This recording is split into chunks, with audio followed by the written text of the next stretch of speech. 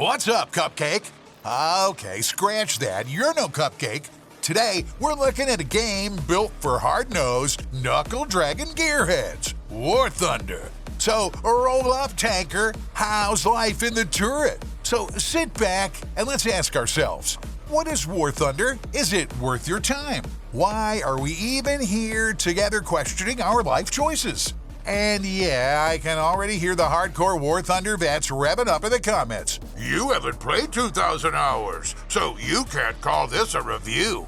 A cool story, bro. That's your opinion, and you're allowed to have it, and I'm allowed to ignore it. Now, before we dive into the meat of it all, let's be honest for a second. What do we actually want from the perfect game?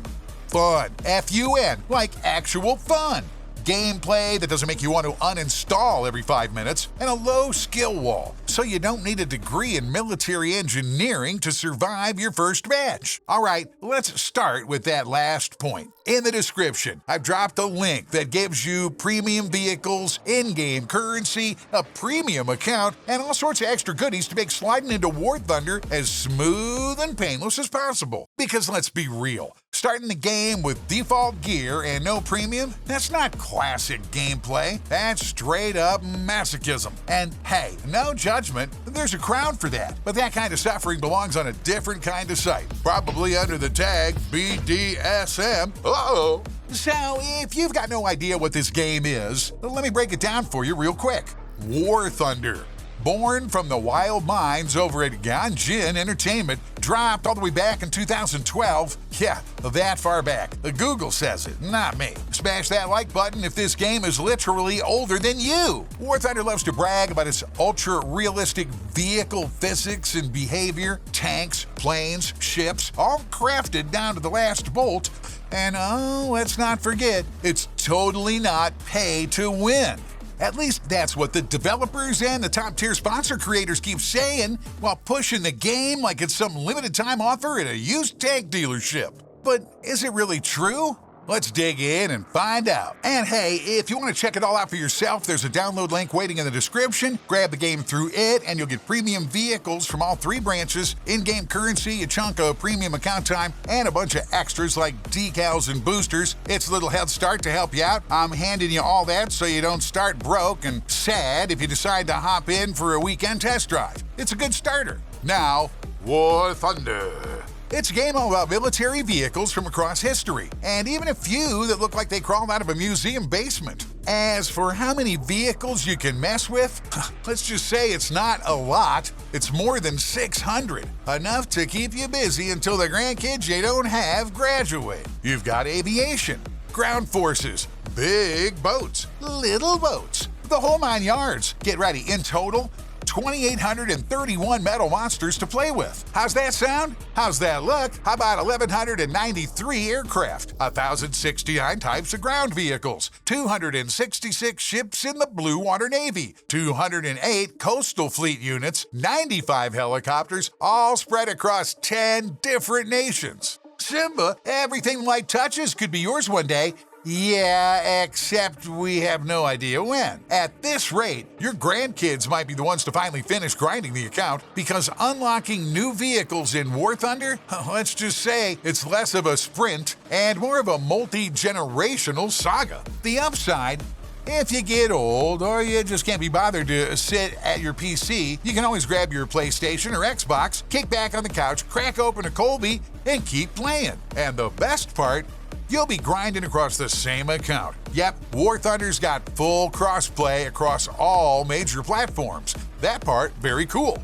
You can even play War Thunder on your phone through cloud services, though let's be real, it's not as smooth as it sounds. And if you're truly desperate for a mobile fix, there's a separate game called War Thunder Mobile, but that's a topic for another day. Still curious? I'll drop the link in the description anyway down there. Now, as for the gameplay, War Thunder is basically a one-shot simulator where you'll die a lot. The only players who last more than 30 seconds are either incredibly lucky or ridiculously skilled. And even then, high-tier vehicles won't save you from getting clapped. Sometimes you'll catch the diehards dropping down to lower tier matches, rolling out in glorified scrap metal, even though they've got top tier beasts collecting dust in the hangar. Why, you ask, TDF? Because some folks genuinely love duking it out in clunky World War II era museum pieces. When it comes to game modes, here's the deal. There aren't that many. But honestly, it feels like that's all you really need. Arcade, realistic, simulator.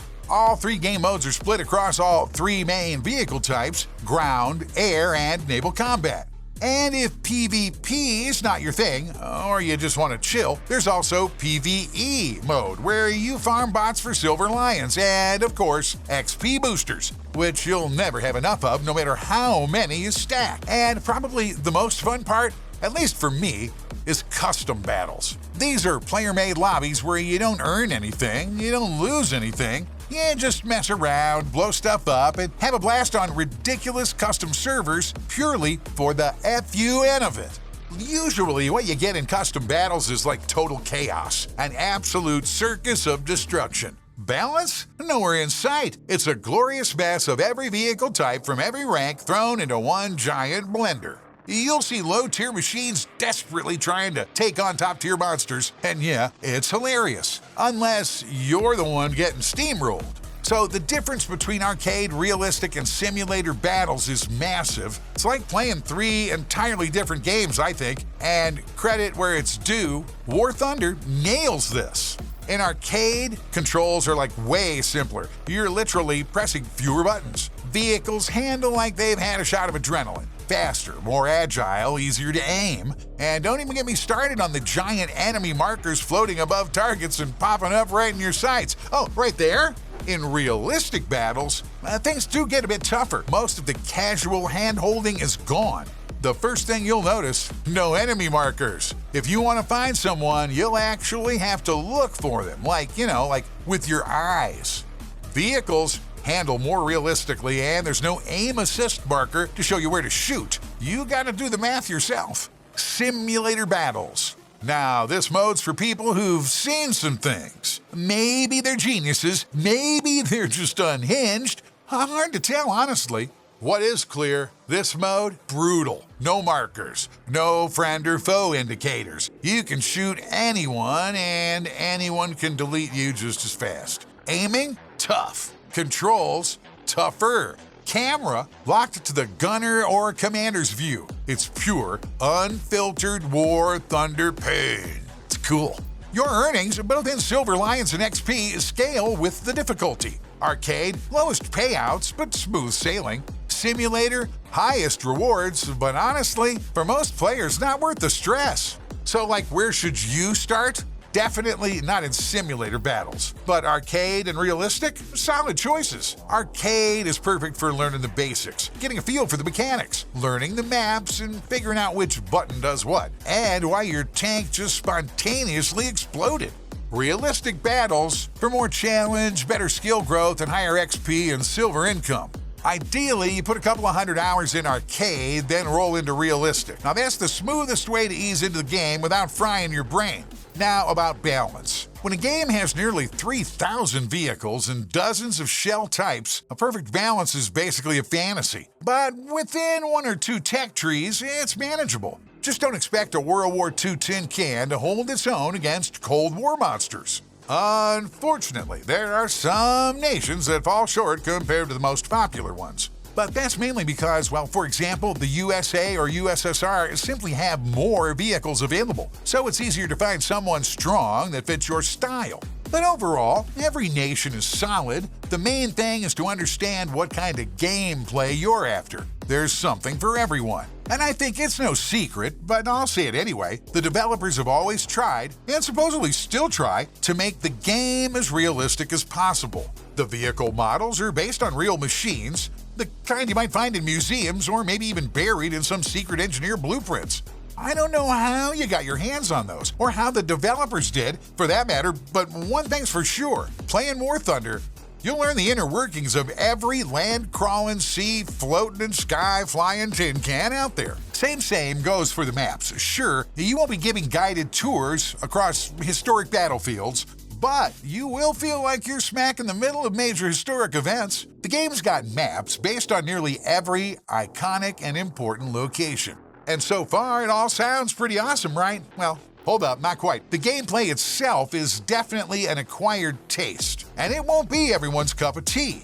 Like I said earlier, it's all about one-shots, slow pacing, especially on lower ranks, and painfully stretched out progression through tech trees. Yeah, the game's got a ton of maps, but the rotation always seems to throw you into the same few. Even if you ban some, matchmaking can still take ages. Bummer.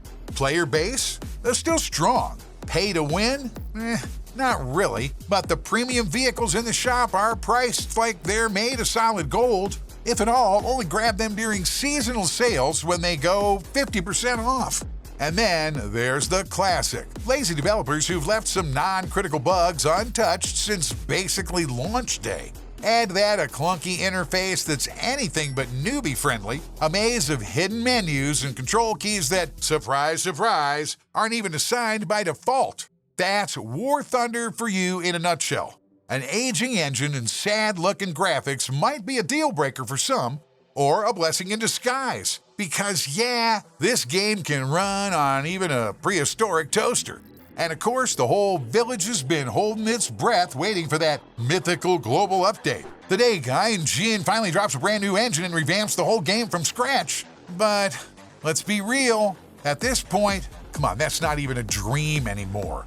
That's the dream of my grandkids because, yeah, that day ain't coming soon. But if you're not chasing that lightning-fast Apex-style action, and you're even a little into military tech, then yeah, you have to give War Thunder a shot because, let's face it, there aren't that many real alternatives in this niche. So that's my answer to the big question. Is War Thunder worth playing in 2025? And that link in the description, that's your VIP ticket to starting the game with a mountain of bonuses, premium vehicles, premium account time, silver, and a whole load of extra goodies, all delivered straight to your account for free.